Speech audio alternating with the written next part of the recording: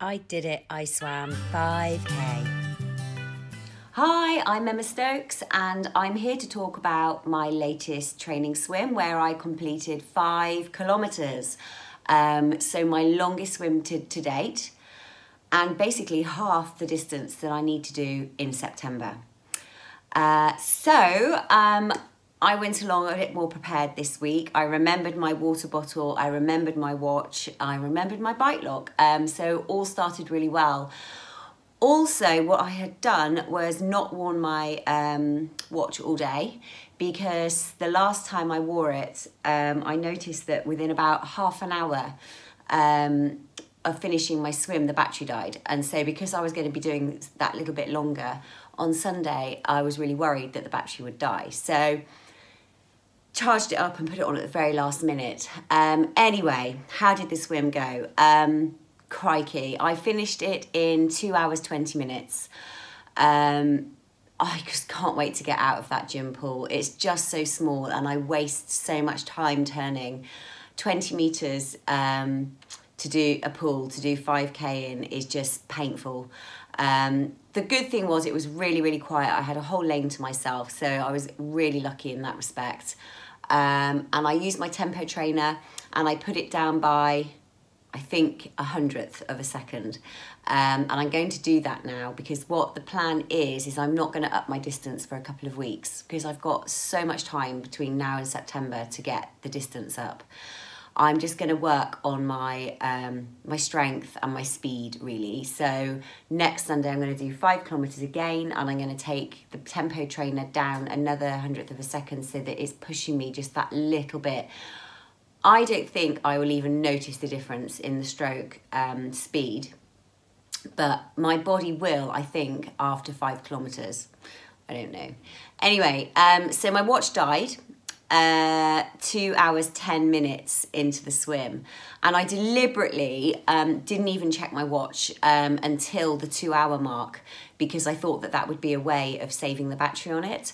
So I looked at it at 2 hours, saw what I had left to do and carried on, and then I felt it do a weird vibrate, which usually means the battery's going to go. So I quickly looked at how many lengths I needed to do, and I think it was hold on, let me work it out.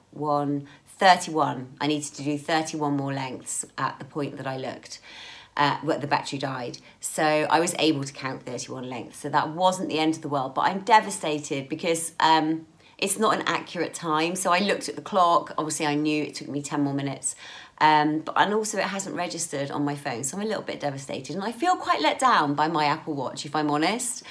So I put a post on the Outdoor Swimming Society's Facebook page. If you don't belong to it, you really need to go and join that page if you're doing some outdoor swimming, or even if you're just swimming a lot.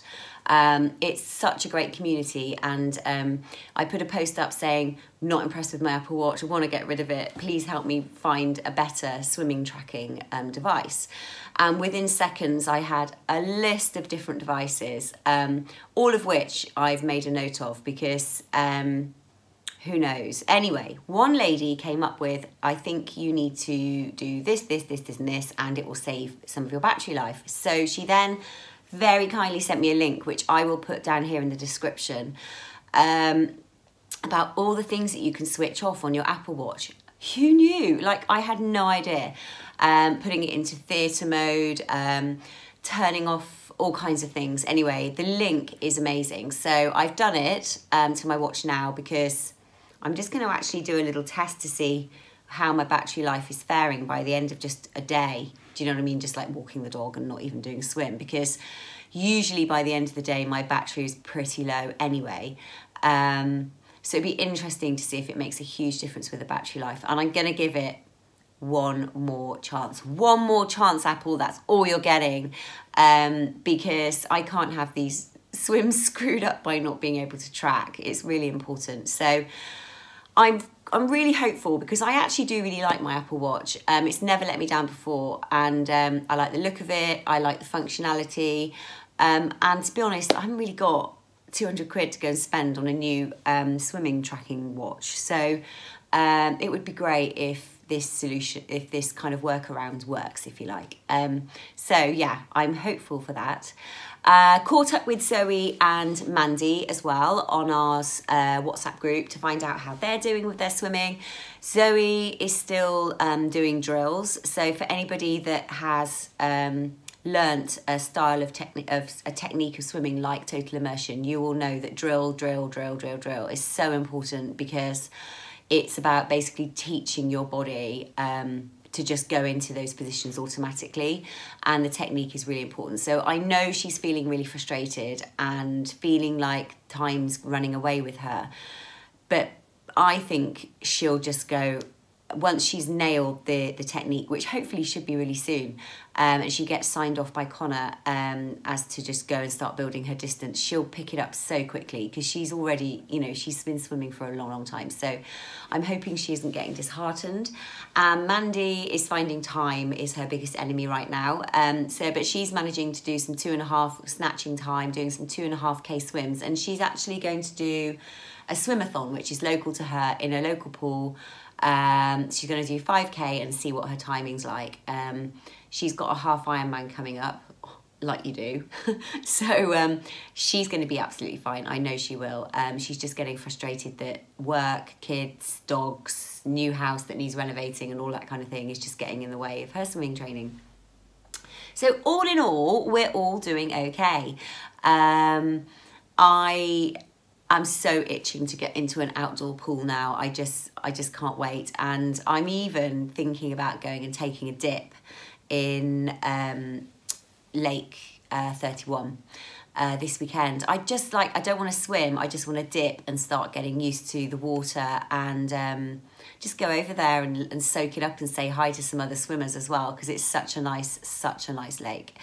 So I don't really have anything other to report. I am aiming to get in the pool at least once before my next long swim on Sunday this week. If I could do twice, that would be amazing.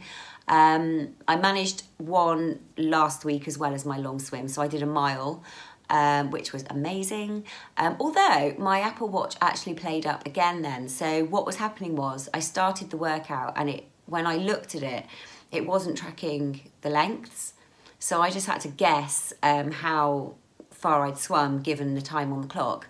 And then when I ended the workout, then when I looked at my watch, it showed me that it had actually been counting the lengths. So I don't know what's going on with my watch. It could just be, it's coming up to 2 years old. It could just be that it's on its last legs.